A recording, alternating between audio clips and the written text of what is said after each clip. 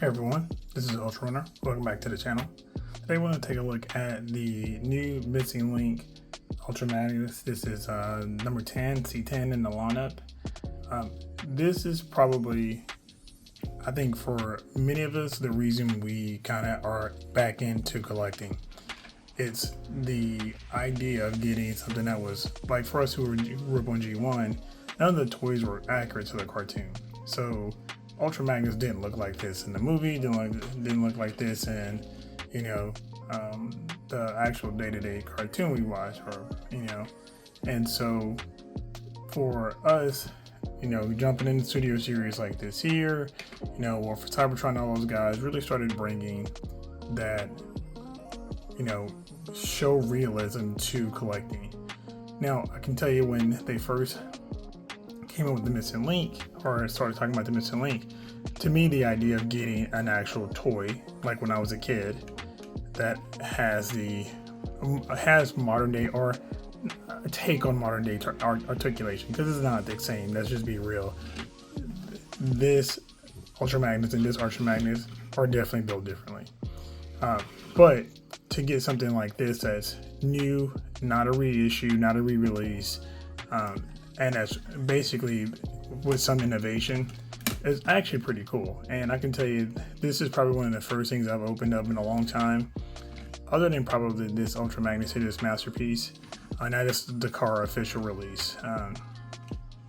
That I felt like a kid. I felt like this is the intent of us picking this stuff up. He's gonna sit on my desk for a while, actually probably for about a year, because I've got waiting on another piece to come in. That's not expected till then. And I'm probably gonna get, well, I have another one I'm getting the one I can keep in a box, but this will be one I'll play with and transform and move in and out of robot and alt mode. But I just want to kind of show you guys, this is perfection. I'm not gonna lie, there's not a lot of things I would say I wouldn't change a thing on it, because what you did, you gave us the old toy with updates. And I'll just want to show you this guy very quick. So some of the things they did was they changed the way the white Optimus Prime moves, so he has a little bit more mobility, but so you can lock him into place. So before, you would just take the white Prime out and it would slide into these little pins, and you would pin them in that way. That would kind of hold him in place. The legs would flip up, and it was just kind of a mess. A lot of times the legs would go out, the springs would go out here, and these things would flip up. Well, they've got these little latches that actually lock the legs in place. These things pin in and out, here, and they lock the legs in place. And you've got a pinned actual down here where it goes into a hole there, and that hole is just for this piece here. So there's no other purpose in this hole here. The head turns, which is, again, something super basic, but it's like the fact that it didn't turn when we were younger. It does have articulated index finger, and then the three fingers are together, just like in the Studio series, and actually in the MP. The MP has the exact same setup there. You do have the knee articulation. The way it works is there's a little latch here. You break that loose, and he bends his knees. This piece here is actually on a hinge, so you do get some articulation when you bend his legs up. So if you want to do a pose where you're picking his leg up like this, bending his knee, or bending him at the hip, he does get some articulation. And of course, he has the in and out articulation, of course, because the Prime has it too. Now, granted, he's not getting to any kind of crazy, super dynamic poses, but the fact that he can get into the stance, and he does have ankle pivot as well. Like I said, this is definitely what I would say I was looking for as far as getting back into Transformers before I even knew I needed it. And this is because I actually looked at buying a couple of the originals. And you can get them pretty, Ultra Magnus, you can get him still pretty inexpensively. Whether you get the reissue or you try to get actual original 1984 or 1986, I guess technically. But in comparison, just kind of see him side by side, he is a bit taller than the Studio Series, so he wouldn't really work replacing him in your Studio Series lineup, not by much. But I tell you what, I would like a Studio Series recolor of this guy in this red and blue. And believe it or not, I'd like a original toy color recolor of this, because I think this and that teal and blue, or that teal blue and red, would look pretty dope. But just kind of give you a size comparison of 3 of these between Studio Series, Missing Link, and Takara Masterpiece. Definitely you can see the kind of stair step up in size. These two essentially, you know, he is a mini version of this one here with some slight changes. You know, you'd have a little bit more width here, and I do like the bulkier look, even though the slender look is definitely more cartoon accurate. But you know, in comparison to the two, it's kind of funny that, you know, if you think about it from the standpoint of accuracy, this guy here is what we got as a toy, and this guy here is what was in the movie. So, like, again, for us who are big time, you know, G1ers, you know, whether you're a G1er now or you grew up with G1, but for us who grew up with G1, this is what we saw when we saw the movie. This is what we saw in season 3. We've never seen this guy in actual animation, you know, because that wasn't the character model. The character model was this here. And just kind of give you even better representation, this is the Magic Square Ultra Magnus, which is actually even better than all 3 of these as far as accuracy goes. And I'll back these guys back up and let you guys kind of see the size. Now this is legend scale, so this is definitely much smaller. But if you talk about the matte finish, I'm gonna punch in a little bit here. You look at the matte finish, the back of him, I mean, that is clean. You know, and yeah, these guys here are clean at the back too. But you got that flap hanging down. You know, on the Studio Series, it was actually is more accurate than you get on the Masterpiece. The Masterpiece one isn't quite as clean. I mean, because you can put the flap down, but it goes all the way down to his legs, and that's not really, oh, I guess I can move that over. That's not really super accurate, you know, so that's not where the flap actually goes, but that's where the flap is. Most of the time you kind of keep it up. But for all intents and purposes, just to kind of make it simple, you saw this guy as your toy, and you saw this guy in the movie. So it definitely was a big change for us, you know, adapting to this movie-wise. But of course, he looked cool, and he did, you know, did some cool stuff in him, including get blown up. But it's nice to see that not only did Takara go back and take our childhood toy for us and update it, and you know, plastic feels much better, very dense. Again, just kind of walking through a couple things. Like, this is not stickers, this is all printed, sculpted, and painted. So there's actually texture to all this stuff here, which before as a kid, this is all stickers, you know, from the brake lights, when he's in car mode, right here on the chest here, all that's Tampo.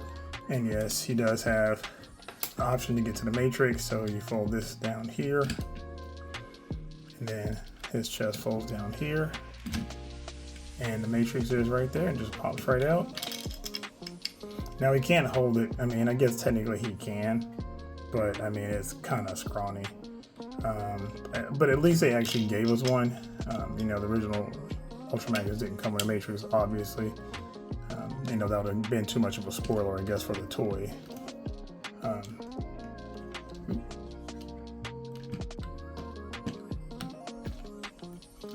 think I got it wedged in here.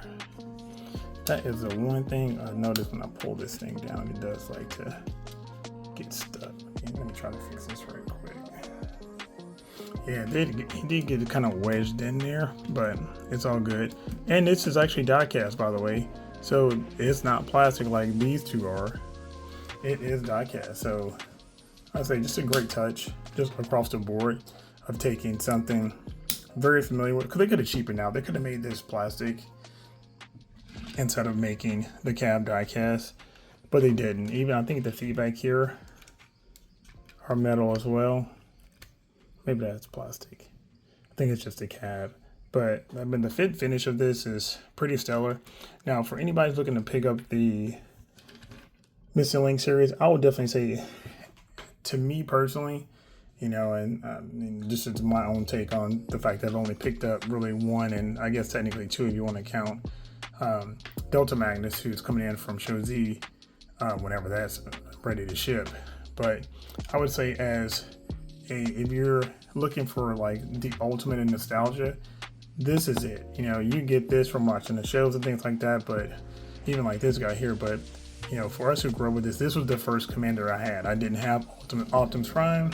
I had Ultra Magnus, which is why like my avatar for my channel is Ultra Magnus. The Ultra, of course, because I'm an Ultra runner, but not because of Ultra Magnus. But it just kind of happens to work in that way. But this is the guy for me, and I think if you're looking for that absolute true hit of nostalgia, this is the route to go. Missing Link is pretty stellar.